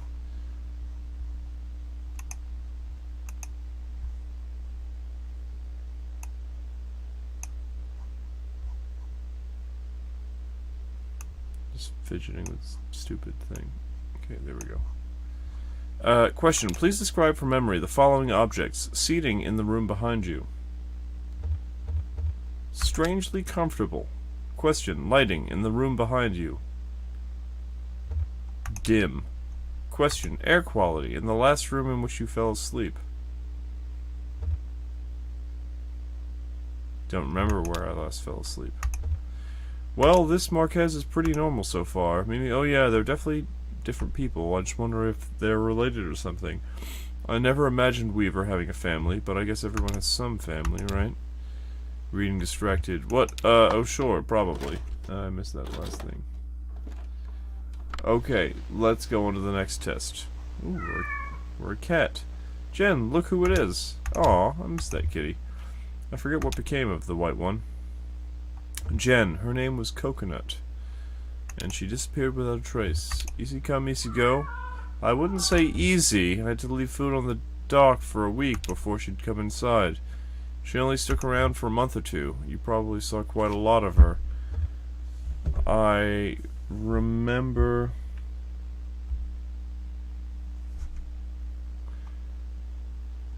you working nights then. She was a nocturnal creature. That's right, I remember. Let's go say hi to the kitty.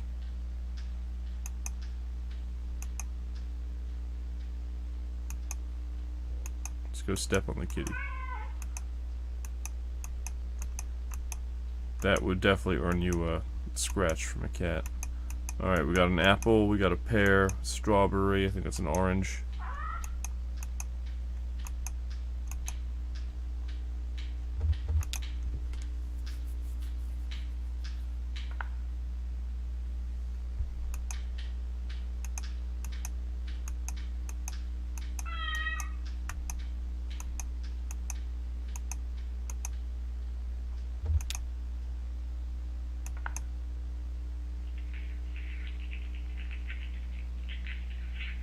Wait, I don't remember this test. Oh, did we cut this one? What's the questionnaire like? No, this is just sometimes if I can't make it in for a few days, I might leave a note to feed the cats. For the test subjects? Wow, how do you know how they'll do it?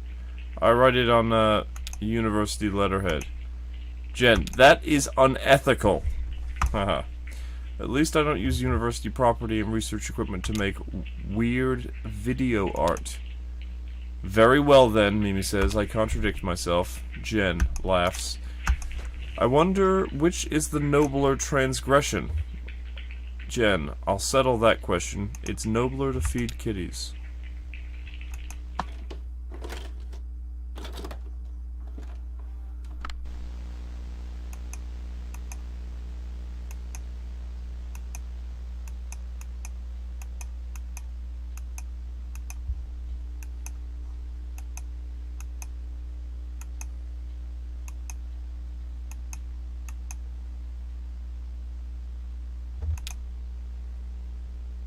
Mimi, oh okay. This is before the CD players. I hope she remembered to rewind. Mimi, they never did, and Daryl would be in all night, rolling all these tapes back one by one in his little Walkman. Jen, he still has that thing. He says he uses it at the gym, but I think he's too attached to his old mixtapes. He is so sentimental, Mimi says, of our Daryl. Jen, these tapes had sounds from my apartment building. Did you know that? Mimi, oh, I thought it was stock sound effects from the library. Jen, yeah, the CDs are, but when it was on the tape, Daryl had me borrow a tape recorder from the music department and go collect them myself. He showed me a first draft of the questionnaire. I think some of them are still on there, like, what were you thinking about immediately before listening to the tape? I was thinking about my job. After the tape ended, how quickly did your thoughts return to that subject? I never really stopped thinking about it.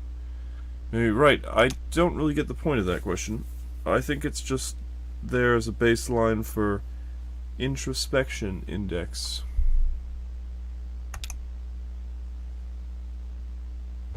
So all the doctors opening and closing, those are all from your doors opening and closing, those are all from your apartment. Most of them, yeah. Other were from the basement, and we have those rows of storage closets down there. None of them are locked or anything. It's just like this weird row of doors.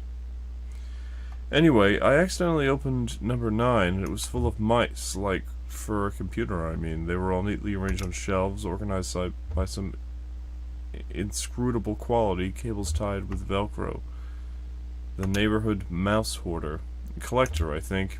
I guess he lived next door. I told Daryl he should add a question something like, while listening to the tape recordings of doors opening, if at any point you have any expectation or visualization what might be on the other side of these doors, please write it down.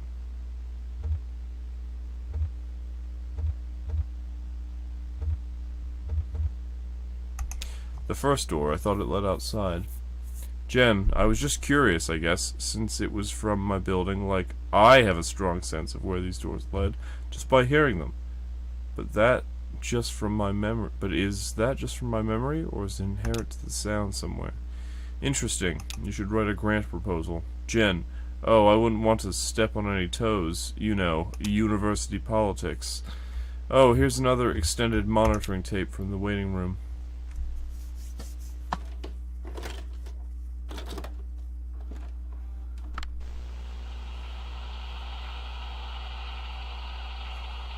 Jen, busy night. Maybe there he is again, sleeping.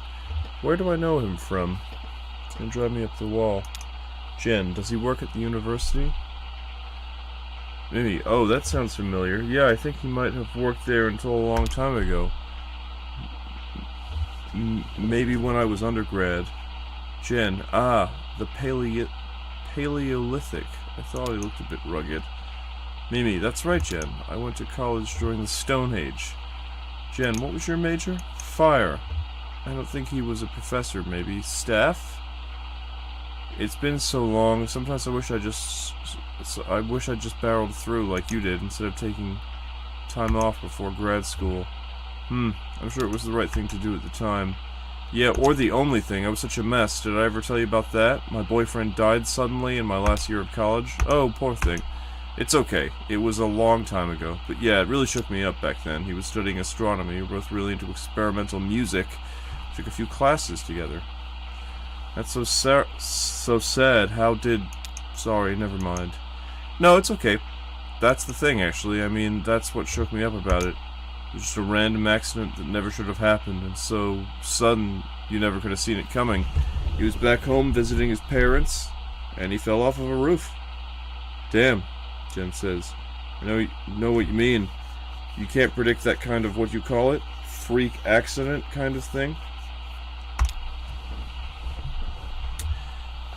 My psychiatrist says that's why I'm such a pessimist.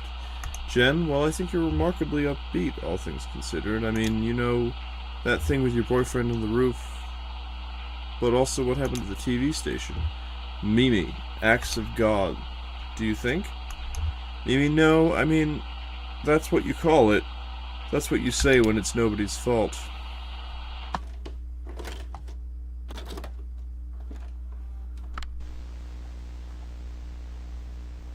Jen, I don't think I believe in that. Mimi, what? Acts of God. Mimi, yeah. But there's has to be a word for something completely shitty happens for no reason, right? I guess it's kind of archaic. Jen, Jen flips through the questionnaire. Question. First, please use the blank space below to describe your general feelings about the television. If you have difficulty summarizing your emotions succinctly, or have too many different feelings to fit in the blank space, you may also use the back of this paper.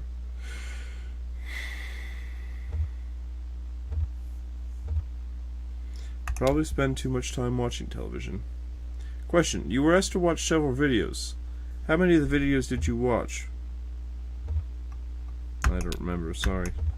Speaking of the TV question, you were saying something earlier about that other Marquez girl. Oh, right. I was talking about Weaver. Yeah, what exactly happened with her? You said she'd left on weird terms? Yes, well, so actually, she just stopped showing up. That was pretty normal. It was all volunteers, right? Community television. Yeah, people didn't really give much advance notice. They just got bored and drifted away. It was more like an art project than a job for most people. Weaver Marquez helped manage the archives. like filing and sorting old tapes of broadcasts. I think she was pretty smart. She probably could have been more help fixing equipment or something, but she seemed content to organize tapes. Nobody ever talked to her much, and when she left, no big deal, but then a couple months later, we started getting these bizarre interventions.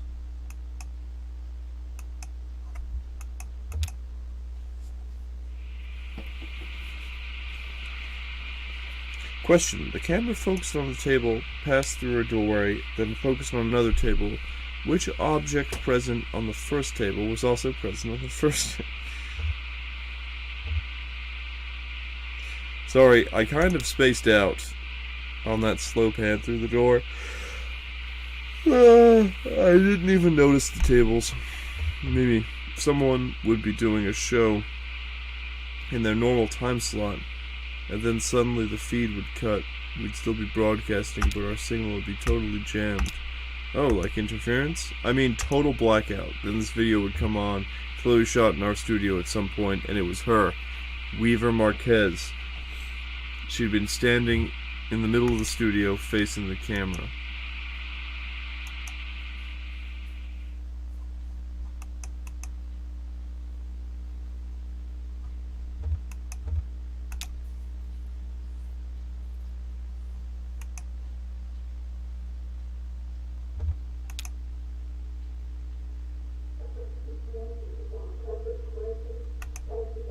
At the beginning of the video, you were asked to make a note of memory from earlier in that day and associate with objects on the table of the screen. Which of the objects did you choose? The folded map. Was the object present on the second screen table after the camera passed through the doorway? I forget. I don't think so. Maybe it's a bit fuzzy in my memory. Fuzzy.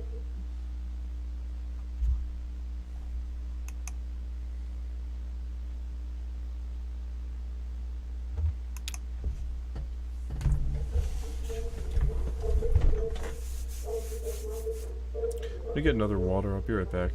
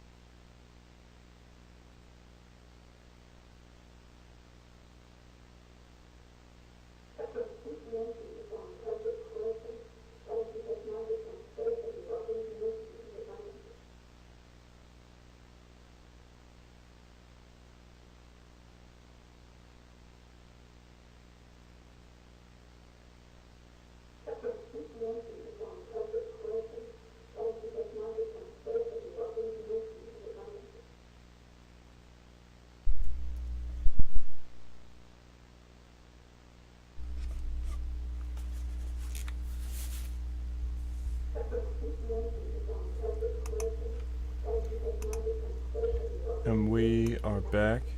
I'm gonna lift the curtain a little bit. Oh my gosh, what is behind the green screen? Oh my god, what is that? How does that work? Oh, that's so cool. Anyway.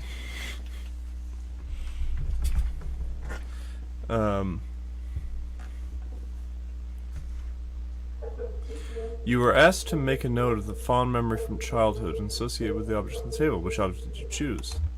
Wait, I did this.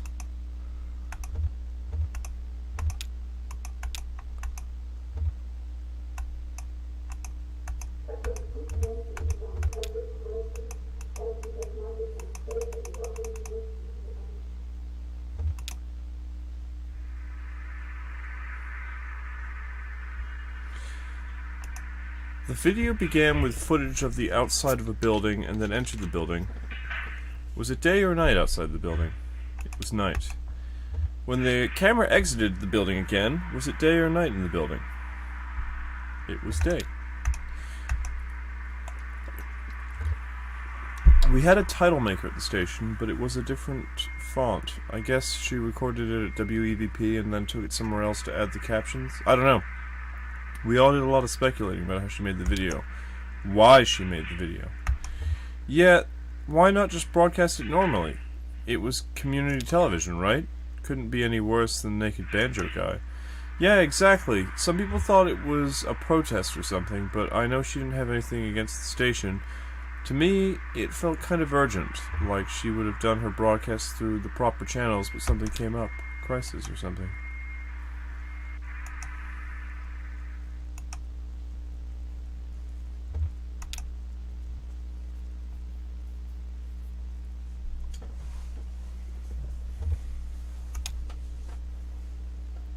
Okay, location updating effect on emotional memory. Subject is depressed, but not hurried. Probably just came in a little distracted. Of course, anxiety while recalling grief was not yet adjusted for time of day or weather, so it'll need to be thrown out. Just record this whole set as is, with a note like, produce the standard effect on the introspection index. Damn, this is taking a while. Daryl will be heartbroken if this is the only blocks we get through today. Mimi, the poor thing, he's like a paper butterfly. Jen, I would say a moth.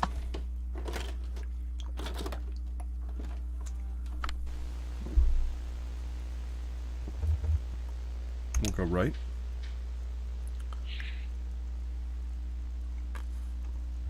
Oh look, can you read the date?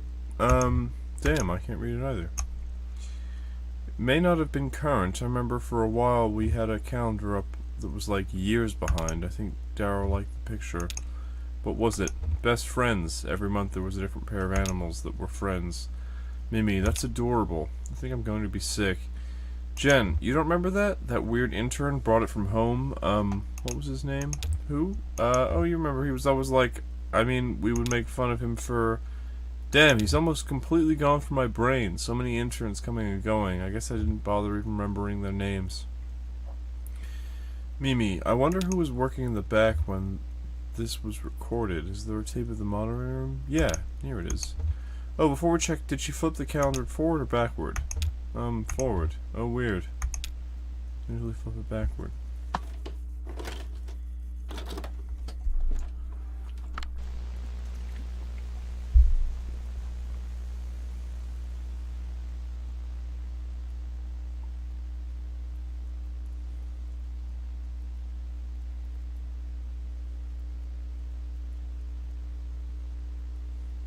Jen, there she goes. Wait, do you think... did she follow them out? Jen, oh well. There's the last extended monitoring tape from the dock when they left.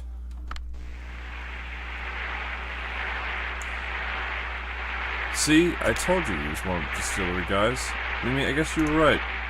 Those other guys came to pick him up for work, maybe. I don't like how they all hang out together. It's creepy. Jen, we hang out together and work together. Yeah, but it's not... they're more than... they're like more than coworkers. I don't know. I just get this awful feeling whenever I see them. Like I knew them once, but not anymore. Like when they make up a dead person to look like an old photograph of themselves. Sort of familiar, sort of strange. Yeah, exactly. There ought to be a word for that.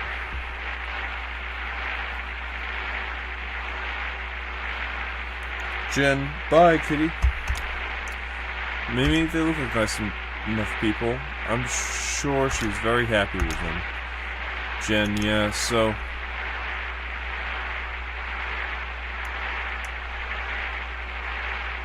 this has been a bit of a memory trip for you, huh? I bet you didn't expect these old tapes to stir up so much. How does it feel for these people to come up again? Weaver, Marquez, and Wise Will, I mean... what was your boyfriend's name? The one who died in college? Charlie. Yeah, it's kind of a bittersweet experience, actually. Like looking at photographs of people who've died or moved away. People that are gone. Gone, but not forgotten. No, not forgotten. You're right.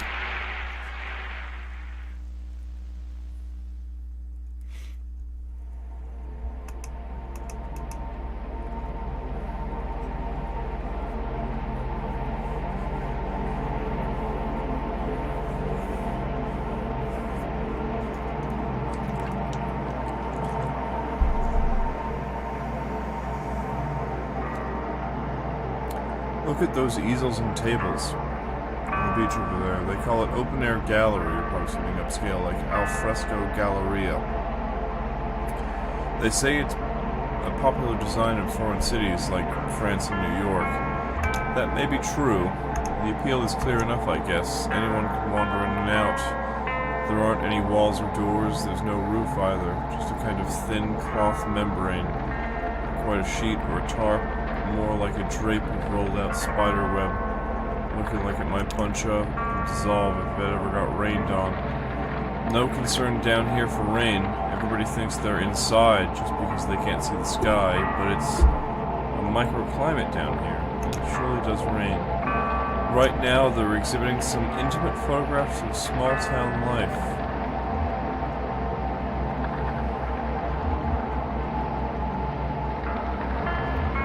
Pictures also run together. After looking at all of them in a row, it's hard to come away with any specific memories of people or faces.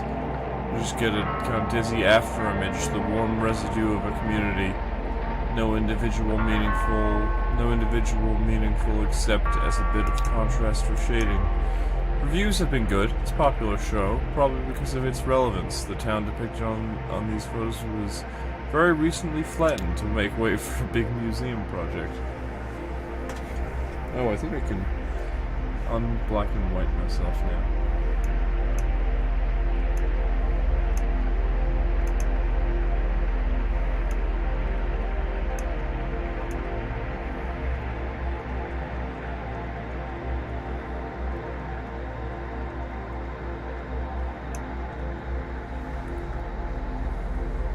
Ezra helped Kate forage for mushrooms.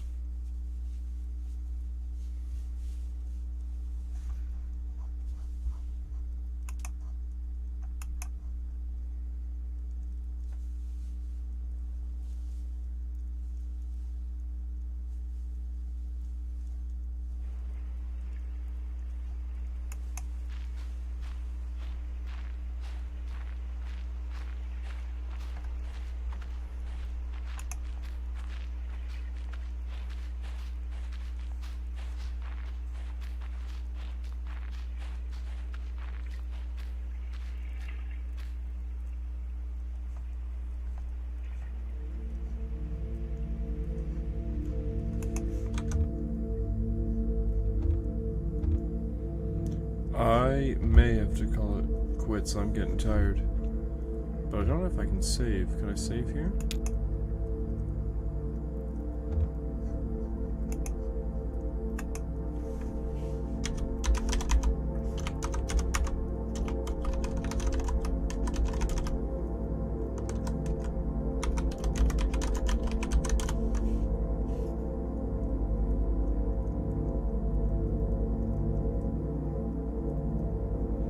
Okay, the game automatically saves its scene change, which is good, because I'm getting tired.